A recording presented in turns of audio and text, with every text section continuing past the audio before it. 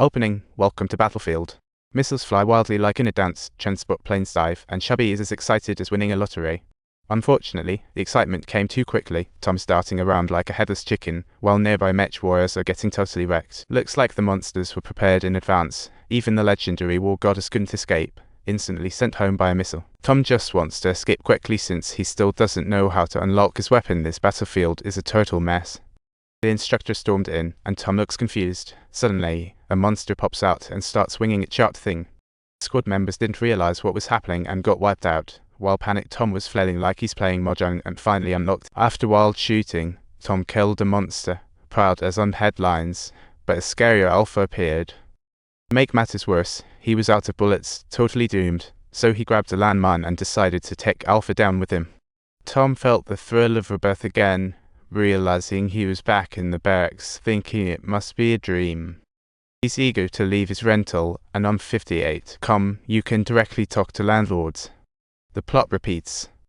Tom was brought back to the barracks, so yesterday's teammates got caught playing cards, and the instructor fired up on him again. When Tom once again clumsily put on his mech and boarded the transport, yesterday's teammates were still making snarky comments, and the familiar shells were incoming. Luckily, this time he was prepared, cut the cords early, and quickly parachuted down to save the soon-to-be exploded war goddess. However, his bravery was a joke, and he ended up like Sherlock Holmes, getting shot through the chest by shrapnel, while the war goddess mercilessly stole his battery. Tom was taken back to the barracks again, feeling he was not just a person, but more like an egg under pressure. After the third revival, Tom was pumped up and found the instructor, spilling the beans that tomorrow's counterattack would surely fail. He went in front of everyone in the barracks and accurately named the teammates while also finding the hidden playing cards under the beds. He even accurately called out the card numbers, leaving everyone shocked, but Tom was labeled schizophrenic, sighing in despair at his squad of pigs. After the transport crash, he managed to stylize again, only to revive once more. What a disaster. After getting run over again, and countless revivals later, Tom finally navigated through the gunfire like a pro, his combat skills skyrocketing. After repeatedly dying, he transformed into a warrior god, successfully saving the war goddess once more. He just wanted to get her off the battlefield quickly, knowing that only the commander war goddess could lead everyone to safety. Little did he expect that after seeing his wizardry, the war goddess suddenly tossed her phone and sword, followed by a massive explosion. Tom rebooted again, recalling the war goddess words, realizing she knew the secret of revival, and decided to cooperate with the instructor's plans. He conveniently hid the teammates' cars to avoid blame and wasted time during physical training, skillfully dodging the instructor. Soon he arrived at a specialized training base for elite mech troops, found the training war goddess, and upon meeting her, said he was the you of tomorrow.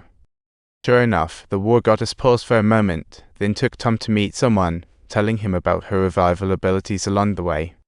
It turned out she also had this ability, which allowed her to become the war goddess, slaying countless enemies.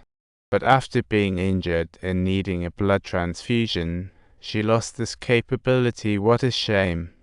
Soon, the war goddess brought Tom to the mech production workshop, where someone claimed that he also had revival powers. The doctor was skeptical and asked how he got so many strange powers, saying this was the first chat. Facing Tom's inquiries, they didn't beat around the bush anymore, directly opening a 3D projection. As it turned out, all the monsters were controlled by a mother body called Omega, and Alpha was an extremely rare breed. Every time Alpha was killed, Omega would restart the day's timeline, causing humanity to repeatedly falter in battle. And since Tom accidentally got Alpha's blood, he would bring his memories back to the previous day every time. Now, the only way for humanity to avoid extinction is to find the mother body Omega, which can only be pinpointed by Tom's death flashbacks. At that moment, Tom had 1,000 sheep racing through his mind, but humanity's fate rested entirely in his hands. This was a battle for the races, and no one could stay on the sidelines. With clear goals, Tom began his extreme death show. Whenever Tom was injured and down, the war goddess would blow his head off to reset training, enduring a painful cycle. Tom gradually became numb, but his abilities were ever increasing, and his connection with the mother body grew stronger. In a brief moment before reviving, he saw a flashback about the mother body. It was a huge, abandoned dam. As the storm approached, he and the war goddess made sure to survive, fighting side by side on the battlefield while quietly recording the causes of death. But with each passing day and each revival, seeing the war goddess die again and again, Tom helplessly discovered, no matter how much danger they evade, new crises will always emerge, just like that swordsman coming into the bar and knocking back a few drinks. But then the enemy launched a full-scale assault, and the last stronghold was completely breached after the man before him was killed by monsters. He revived again.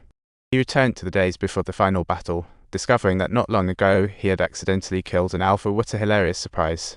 Once an alpha dies, the alien mother body resets that day's timeline, causing all these calamities to unfold. Sounds a bit complicated, but don't worry. To learn more, subscribe to the channel for the latest updates.